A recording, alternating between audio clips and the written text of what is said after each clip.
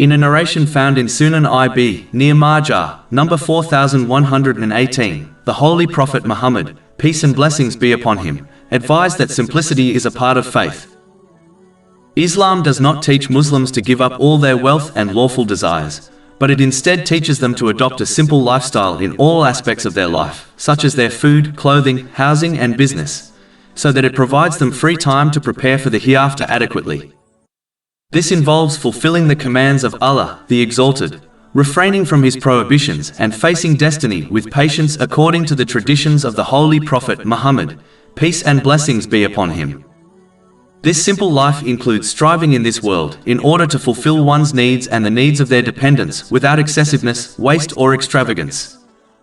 The more one concentrates on a simple life, the easier it becomes to use the blessings they have been granted in ways pleasing to Allah, the Exalted. This leads to peace and success in both worlds. Chapter 16 and now, verse 97. Whoever does righteousness, whether male or female, while he is a believer, we will surely cause him to live a good life, and we will surely give them their reward in the hereafter according to the best of what they used to do.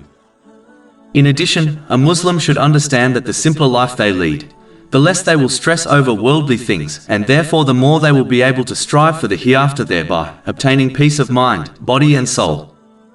But the more complicated a person's life is, the more they will stress, encounter difficulties, and strive less for their hereafter, as their preoccupations with worldly things will never seem to end.